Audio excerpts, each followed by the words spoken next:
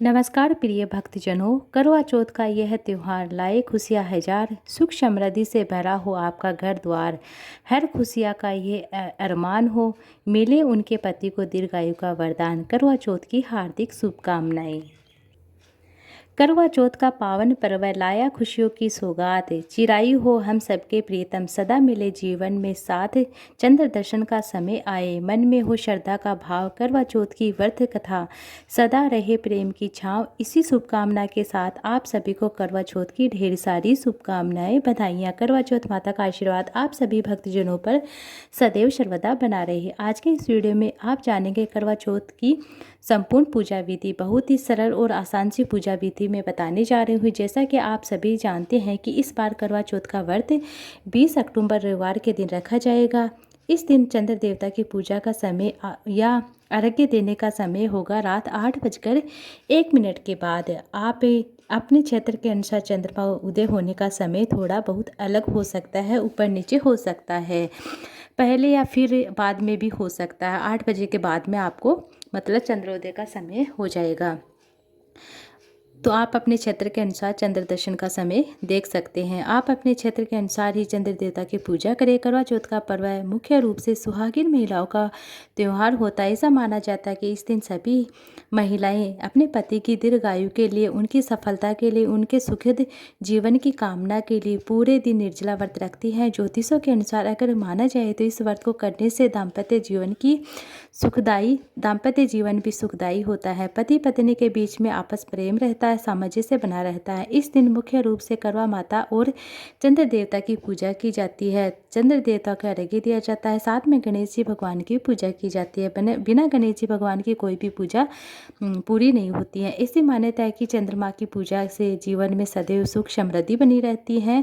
चंद्र देवता शांति के प्रतीक होते हैं, मन में शांति बनी रहती है, भावी जीवन की सुखमयता बनी रहती है। अगर आप करवा चौथ के दिन पूरे दिन विधि विधान के अनुसार पूजा करेंगे तो यह आपके और आपके पति के जीवन के लिए बहुत ही अच्छा होगा। इसके आपके पति की लंबी आयु का आशीर्वाद आपको मिलेगा। जो भी महिलाएं करवा चौथ का व्रत करती है, उन्हें करवा चौथ के व्रत के दिन सुबह सूर्योदय से पहले उठकर, अगर आप इस सरगी का पालन करते हैं, सरगी आपके यहाँ खाई जाती है, सरगी ग्रहण की जाती है, तो आप उसे ब्रह्म मुहूर्त में उठकर खा सकते हैं। 3 से 4 बजे 5 बजे के बीच में आप खा सकते हैं। कुछ जगह पर सरगी नहीं चलती है, तो जैसे जैसे जहाँ जो विधान होता है, करवा चौथ करने की जो परंपरा होती है उस अनुसार करिए। करवा चौथ से एक रात पहले ही व्रत के नियमों का पालन प्रारंभ हो जाता है। रात 12 बजे के बाद से अन्न और जल दोनों ही ग्रहण नहीं किया जाता है और सरगी ग्रहण की जाती है, जो सुबह है 3 बजे से 5:30 बजे के बीच में आप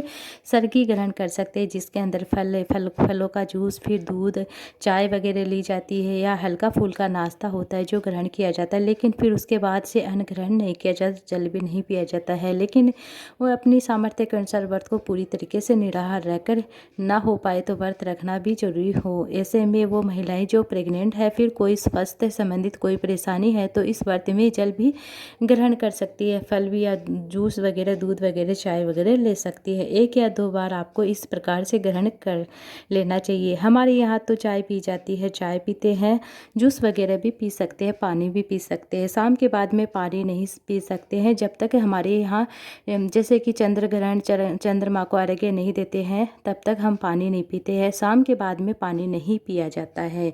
चाय पी सकते हैं, 1 या 2 बार चाय ले सकते हैं, पानी भी 1 बार पी सकते हैं। हमारे यहाँ इस तरह से विधान है। आपके कैसे है आप भी कमेंट बॉक्स में ज़रूर से बताइएगा, क्योंकि करवा चौथ का जो व्रत होता है बीच में ऐसे ही नहीं छोड़ा जाता है, व्रत छोड़ा नहीं जाता है। अगर आपकी सामर्थ्य बिल्कुल भी नहीं हो तो आप पति आपकी जगह कर सकते हैं, इस तरह व्रत को धारण कर सकते हैं, सरगी पालन कर सकते हैं। महिलाओं को करवा चौथ के दिन सबसे पहले सरगे का सेवन करना चाहिए, खूब पानी पीना चाहिए, भगवान की पूजा आराधना करनी चाहिए, फिर पूरे दिन निर्जला रहकर व्रत संकल्प लेना चाहिए। इस व्रत में भगवान श्री गणेश जी की पूजा भी की जाती है, गोरा माता की जाती है, चंद्र देवता की जाते हैं, गोबर गणेश बनाया जाता है, गोबर चौथ माता बनाई जाती है। आपके किस तरह से बनाई जाती है वह भी हमें कमेंट बॉक्स में ज़रूर से बताइएगा। पूजा मुख्य रूप से इसके अलावा भगवान शिव, माता पार्वती की पूरी पूजा विधि विधान से की जाती है। हो सके तो आप आज के दिन पूरे शिव परिवार की जहाँ मंदिर हो वहाँ जाकर जरूर करें करवा चौथ माता का, और शाम के समय अपने घर में करवा चौथ माता की व्रत कथा सुने, व्रत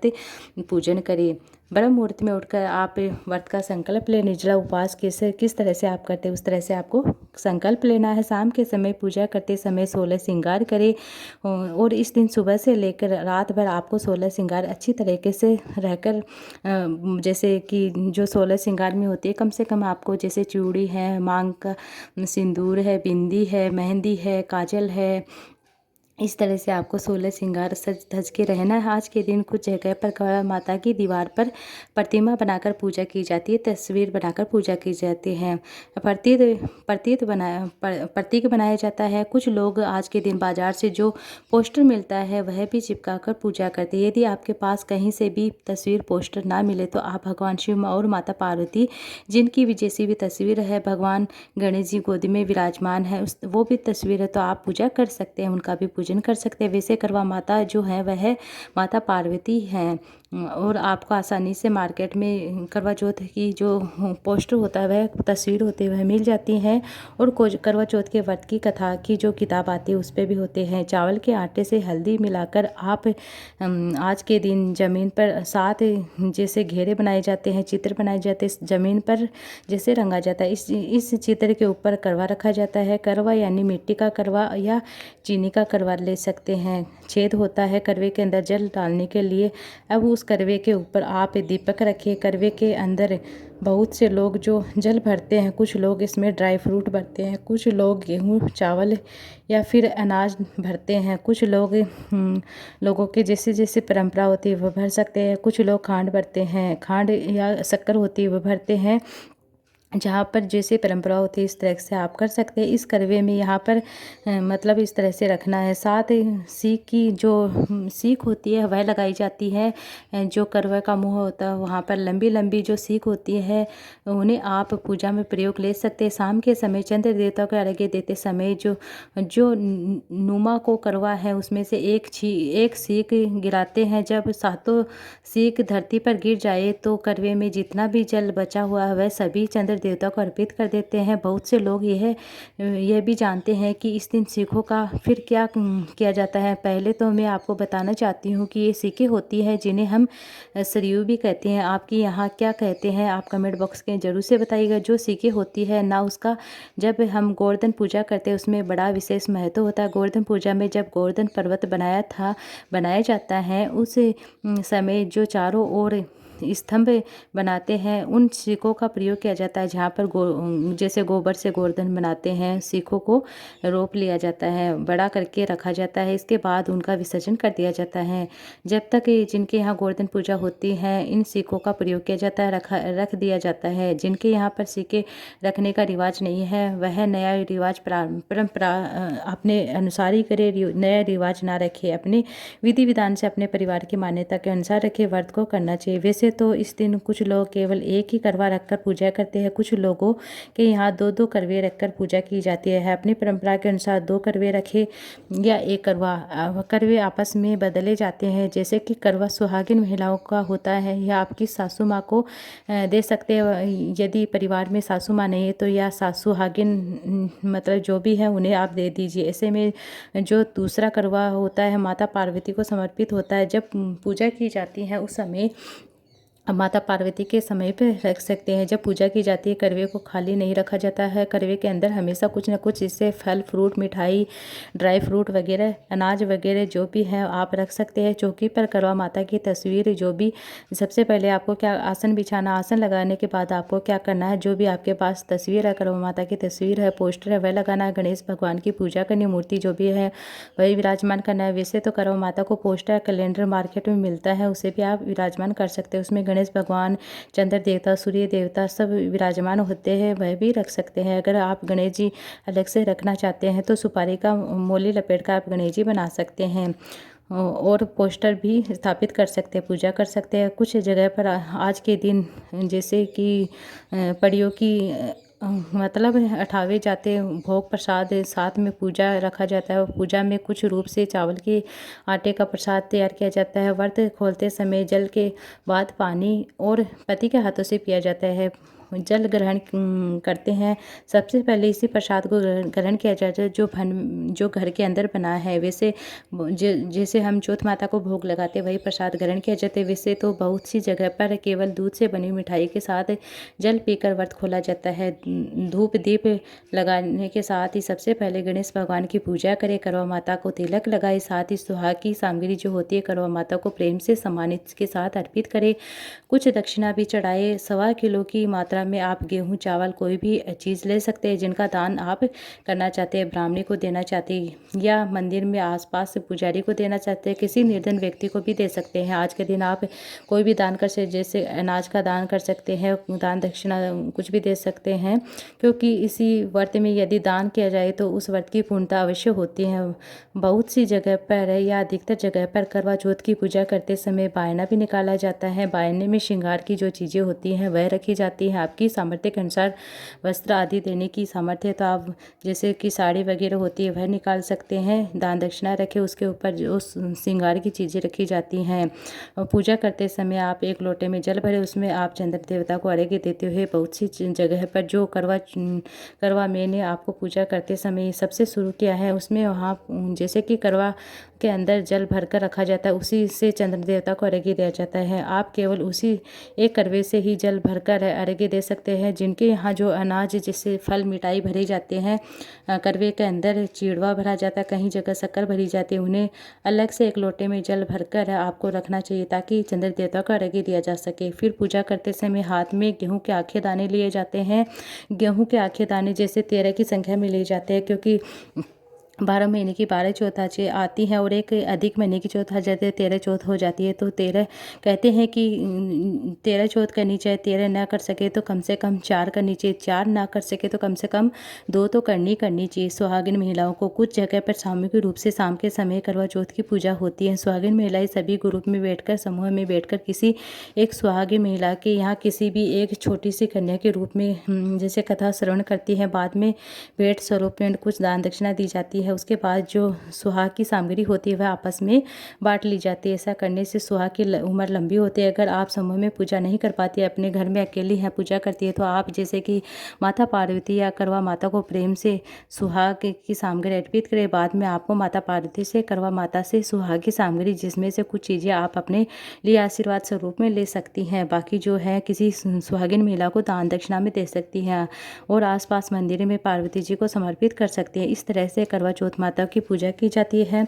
ये थी वीडियो। अब आप वायना देते हैं तो वायना देते समय व्रत खोलने से पहले वायना दिया जाता है, सासू माँ को दिया जाता है। अगर सासू माँ है तो, अगर सासू माँ नहीं है तो ननद को दे सकते हैं, जेठानी को दे सकते हैं, सुहागिन महिला को दे सकते हैं। आपसे बड़ी जो भी है आपके परिवार में सुहागिन महिला है उनके पैर छूकर आपको आशीर्वाद लेना है, उन्हें वायना देना है। इस तरह से पूजा करने के बाद, चंद्रमा निकालने के बाद छलनी से ओढ़ने से आपको चलनी में आपको यह एक दिया लगा कर रखना। ध्यान रखिए कि जो चलनी होती है वह प्लास्टिक की मत लीजिएगा, क्योंकि लोहे की ली जाती है, क्योंकि उसके जो होती है वहाँ पे आपको दीपक रखना जाता है, पिघल न जाए। सबसे पहले छलनी में दिया रखकर आपको पहले चंद्रमा देवता को देखना होता है। ओम सह चंद्रः मसे नमः, ओम चंद्रमः नमः कहते हुए उसके बाद पति को देखे। ऐसा आपको 7 बार करना है। फिर जो करवे का जल होता है वह आप चंद्र देवता को ओम सह चंद्रमय नमः, ओम सोमाय नमः 3 बार कहते हुए आपको चंद्र देवता को जल अर्पित कर देना है।